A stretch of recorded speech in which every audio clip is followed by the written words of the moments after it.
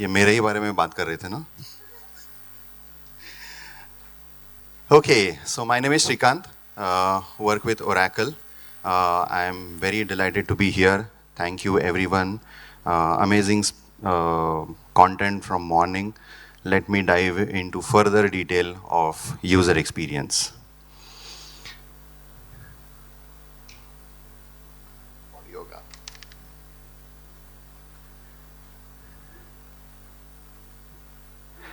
Okay, so accelerating insights. When we think of a research, I definitely put myself over there and I start thinking, where did I start? How the journey started? Who exactly is a UX research? Of course, I cannot put all the points over here because there are a lot of them, right? So I would like to start with my own experience. It was quite a while back when we were working on a Motorola project. They requested us to update their own internal systems. And the first thought came in was why there is a problem with the internal systems. And we thought, okay, let me talk to the users. And that time, user research was not a word at that time. We then started speaking with them to see that what exactly problems they are having. And the person who was responsible, we call them stakeholders, right? So the stakeholder said, why do you want to talk to them? I'll tell you the problems. And of course, whatever exposure we have today, that time we were just listeners. So we said, no, but if you can give one or two users, that will be great. They said, okay, let's talk to them. And it was amazing because that gave a lot of insights why they were having these problems. So user experience can really think about talking to the customers, interviewing them, and also now, when I see now, we are now creating a lot of good plans over there, right? We are making sure that we first define our plans, share it with them, telling them that what kind of customers we require for interview, what are the questions we are going to ask. And it doesn't stop there. We also make sure, I think just now we got to know about the qualitative and quantitative research. We have to do that because the story won't sell, right? So making sure the presentation is happening like how we got a presentation now, what we do overall is we collaborate, we analyze, and we present, right? So that's what I also do. Now I would like to get into details of what I did specifically on qualitative and quantitative research. Typically, if a question is asked in today's world, what will the Gen Z get into mobiles if they have to purchase a mobile? How will they do it? So there are a lot of aspects come into picture. And in one of the thing is qualitative and quantitative, like how many people will buy the mobile and why will they buy the mobile? So these two parts are more of the, no? I thought this will be a very interactive session where I will talk and you will listen. That's what is happening. And then there is also a qualitative that comes into picture and quantitative that comes into picture. So qualitative gives you an insight of the internal emotion, why a customer will do something, what is the basis of it. So if I take this example where we did a research on Gen Z as a mobile, let's dive further detail into it. So this is a survey on Gen Z mobile purchase pattern. Typically, what do? We have survey questions, right? We then get into the details of demographic, what brand they will purchase, what are the factors. And once all those details are there with us, we then do a qualitative research. Like, what were the key themes for that? I'll not get into each and every point. I'm sure you can read it. And of course, the presentation will also be shared with you. So when we do this, how much time we spend on all these things in today's world, right? So if we have to do one research, it might take somewhere around 3 to 4 weeks. If there is a big project, it might take further. So here is a tentative analysis. Don't hold me for these numbers. I have not written any star over there, but I'm telling you that it might not be true for in every case. But typically, we spend good amount of time in doing survey questions, like writing them properly, understanding who the persona is, why we are doing this, and so on and so forth. So the major time which is going is where? Is in the analysis, data analysis. How many of you agree? Good. Is this the correct number, tentative? Yes? Then the stakeholder keeps on asking me. What do they ask? When is the presentation? Are you ready for tomorrow? And then I really have to think about it because the data is not analyzed and there are still a lot of information that is being there. So I just have to look at them and then say that सुनाई दे रहा है मुझे, बहरा नहीं हूं मैं. But I cannot say it because there are stakeholders. So what do we do in that case?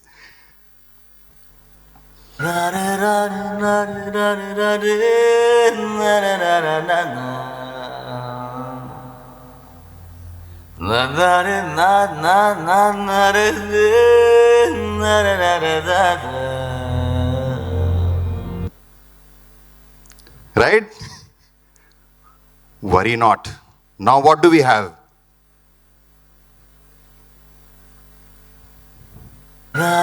Sorry. Oh, you liked it? You can just say repeat, okay? I'll repeat that. So typically what do? We go to a colleague for some help, right? Hey, help me, this is not working out. Can you do some part of analysis of it? Or I ask myself at times, is it the right use of my own skills?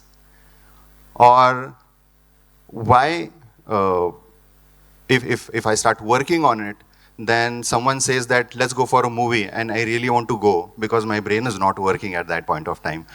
And in some cases, someone asks for a chai. I'm always ready for that because my brain has stopped working. And then it takes time because analysis is not easy, right? So overall, if you see, it takes almost 30-40% of my time and the time is running out. Then what do we do? तू समझा? हाँ. नहीं, तू समझा नहीं. Arey, of course, yaar. We will go AI. Hey, superhuman researchers! I'm your sidekick, and I'm here to help. Right? How many of you have used AI for research? Amazing, amazing. Some relations? What was happening in the past and with AI, how things have changed, right? AI gives you wings. Wings! Are you serious, Shrikant? Okay, AI is activated. So we have to be a little safe. Whatever we say might get recorded. So AI can actually give wings, but be a little careful. Don't try and fly with that wings right now. Maybe in 10 years, that is also possible that you can fly with wings. So let's dive into the detail of what are these unique strengths, because I have found few and I'm sure you will have few things with you. So I'll just again put across, but the video which you saw, the last one, was created with AI. It has really amazing power to create something. It can also give structure to your unstructured data, right? Have you experienced this? When there is data everywhere and you want to really make some sense out of it, you just push it to AI and it does its job. Agree? Yes, it's amazing. Now, when it comes to translation also, we have seen a lot of things which are getting translated. Is it 100%? No, it is not 100%. So AI is an amazing tool which you can use. I have used. Whenever there are research activities, we have to be sure where to use it, where not to use it. Now, where to use it? Where I have used it, and I'm sure there are a lot of use cases at your end where you have used it. So I'll start with communication. How many have used emails? Because I have used it n number of times where I want to write something, but I'm not so sure whether I'm using the right language, whether it will hurt that person, whether they will say something about me, or some legal aspects will come into picture. So what you do is you write a good email by writing a good prompt. Or you can send customer invitations, because there are multiple. You can just create a hell lot of customer invitation and send it at one go. I'm sure few of you must have used it in your interviews and surveys for creating those survey questions. Because to be very honest, we know the persona. We start creating those interview questions. And after 4 or 5 or 10 questions, we feel, is this right? Is it going in the right direction? What should I do? Am I asking double questions in one questions? So instead of that, we can take help from AI. And when we are working on multi-products, especially I come from categories where there are a lot of products over there, and we have to find out what are our competitions doing. So AI can actually act as a web crawler to you and help you out by finding out a good analysis. It can go to rediff.com, get you details, put it into your system, and then you have to take a decision. So it does an amazing job over there. I have found it amazing. Secondly, there are a lot of customers what we deal with, and the customers keep on sending information after information. The customer experience team will then jot it down, then it will send some details saying that these is high priority, low priority. The time from when the customer has given feedback till it comes to the researcher and the designer and then the developer, imagine the time what we have spent in the past. What can happen with AI, right? So that impact has happened. Coming back with the same example where I started, if I have to do survey questions, I can actually use AI in qualitative and quantitative. How many of you using prompt as of now? Everyone, right? Everyone uses prompt. How many of you smart prompt? So I'll be honest, even I was using it like Google, hey, help me with this. There are these advertisements coming on Instagram and all, right? That you are using AI like Google, don't do that. Exactly, that's the point, okay? And it is very serious. So to make myself aware of how a prompt can be written, I actually did few courses on that. Not like regular prompt courses, but I actually started learning and understanding for researchers. A deep research prompt is very, very important. You cannot just write one simple prompt and get away with it, because you will get a very high level information. So just in case, if you have to work on the smartphone purchase, again, I'm continuing with the example, versus the smart prompt which we have written, do you think there will be different results? I'm sure. And that's what happened over here. So I put the prompt, I use Perplexity most of the time, okay? And it gave me amazing information, amazing questions, and it was very helpful for me, very helpful. So try and learn those, take those courses, because just if you feel you are smart enough, the AI has gone 2 steps ahead, and people have gone 2 steps ahead. Okay, take these courses and understand where the context is coming from. It will help you a lot. Okay? Wow, Adi, you're so smart. Mama will be so proud of you. Yeah, I'm sure she'll be proud of me. So, now you have also mentioned that you have experienced a drop in data analysis. Do you kind of agree to this? That it has reduced to a certain extent. Now to further reduce it, what you can do is please use smart prompts. I think they will really help you to further come to the nitty-gritties of it, come to the exact detail of what you are expecting. Because at times we get frustrated. How many of you are frustrated at the start how we are using AI? I was very frustrated because it was not giving me the right results. I thought AI is doom. It's not going to help. But no, I think there are a lot of aspects of AI which we should be using. But limitations. So what are the limitations? There is definitely lack of empathy because that's not a person. There is outdated data. So be very careful about when you do any of your research, is the data updated? Is the competition analysis, whatever you are seeing is updated? Make sure that you do a contextual understanding and inquiry about it, like the smart prompt which I was telling. So that also becomes very important. And biases are there already built in because the data is captured from the internet.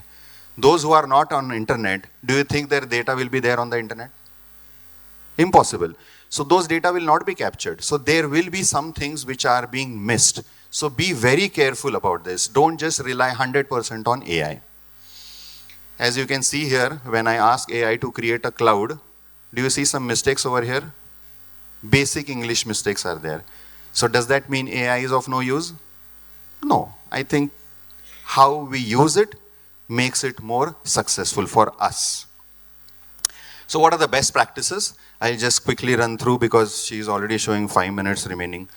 So data privacy, if you're working in organizations, if personal use, it's still data privacy, but in organization, make sure you scrape all the customer information and put it across, because then it will be very difficult. And try and use your own AI rather than going outside and putting your data outside.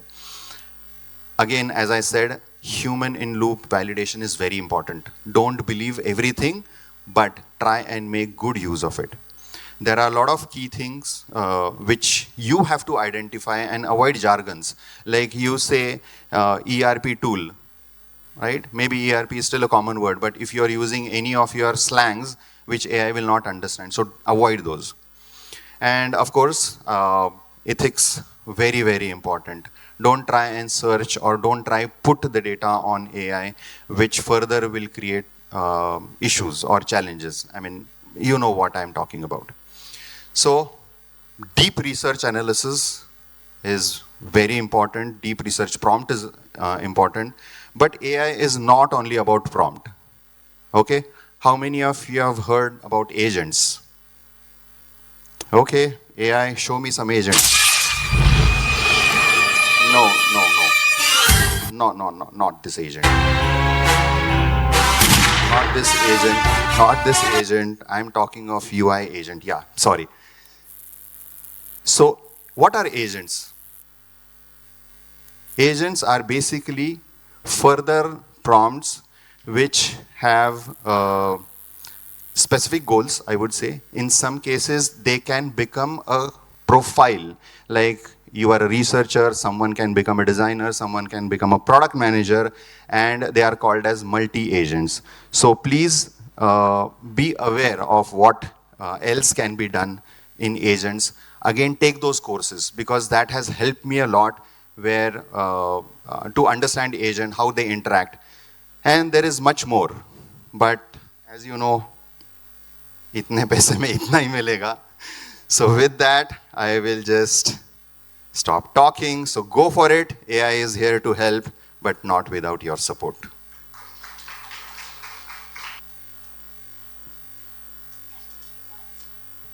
For a thoroughly engaging Bollywood meets user research style presentation, I think we are all left with a pressing question that what all can AI achieve? And that our primary superpower is always going to be the curiosity we bring to our work. I now request Gopal Meena to appreciate. Sorry? Okay. Any questions? Sorry, just. Yeah, I'm ready to answer. Otherwise, I'll be here. So you can connect with me because I couldn't share all the details over here. Shrikant, there's one question. One question is there? Yes?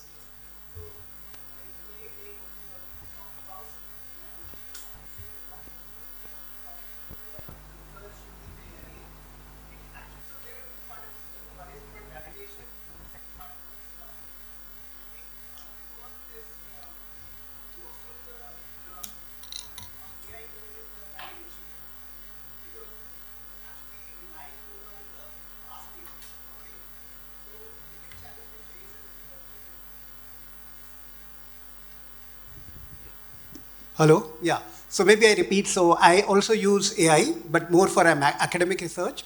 But what I'm trying to say that when you are doing a user research, you are actually covering two parts. One is called the validation, and the second part is the discovery, which is like a bonus. Okay. So I think the biggest challenge with the AI research is because it's based on the past data. Okay, and somebody has trained the data, that's why the bias is coming. So it fulfills the validation part, but doesn't fulfill the discovery. Okay, so I think that is where we have to be very, very careful about in Very terms careful. of that. And you talked about the user in the loop. I think discovery is where you can. Second part is explainability. Like when I do a research, when somebody asks me how you have arrived to this, you can easily explain that you talked to 10 customers, you did this, you did qualitative, quantitative, but the AI doesn't get you that answer. So I think this is the two important caution has to be there that, just don't fix on this. So how you are doing this as a part of your, practice, Sure. where you are looking at the discovery and, explainability. Okay. So I think a valid question, and I would say today, and if I compare with the past, AI used to never give information from where he or she has gathered it, right? So nowadays, they are actually telling you the resources, clearly listing down the resources, especially I have seen with Perplexity and now with Gemini also, that now they are giving sources from where it is capturing the data. Secondly, as I told you, the risk of being outdated data will always be there. So though it is from the sources, also check for the date of the source. Okay, that is very important. And third, I think valid point, we all agree that there will be human intervention. That will happen. So where to use AI, where to rely, where not to rely is up to us. Yes, please.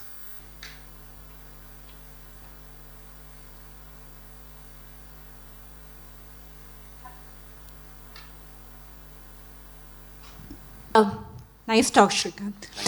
Thank you. So I'm a qualitative researcher, and I wanted to share one hack that I've Nice. found. Okay. So I was doing this qualitative study where we interviewed about 15 participants for a reporting tool. And we had to go really deep in the business to figure what should come in that reporting output, right? And these were like almost 90 minutes to 2 hours per user kind of interview. So there was a lot of data. So as a newbie, what I started, I took all the transcripts, which were anyway generated, because these were all like recorded interviews, put it in the tool, in the AI agent, and asked it to structure, like pretty much what you were saying, right? And I realized that some of the things which I remembered from those interviews, they were not there, right? So think of it like it looked good, but it felt like blurry around the edges, kind of a thing. So the next time I did it, what really helped was using AI again to capture those important moments per interview so that it sort of becomes your reference. Because a lot of times the tool output tends to gloss over, right? It'll look very good, but it will still be high level and your gut will not be happy, with the outcome. So I think we have to evolve our research practices also as we sort of use these tools more and more. We definitely have to evolve, and that's why I said doing that course of how to write a deep research prompt will definitely help, because at times we also tend to give half-baked information to AI, and that actually creates further problem, because then we feel AI is not doing their job. It's better we understand the prompt completely. And nowadays, agents, not those two agents, but go for AI agents. Talk to your engineering team, get them onboarded and see what you can do. That will help you a lot. Thank you, Shrikant. You to ask more and more questions over lunch and in the next tea break. So can I request Gopal Meena to present Shrikant with a token of appreciation.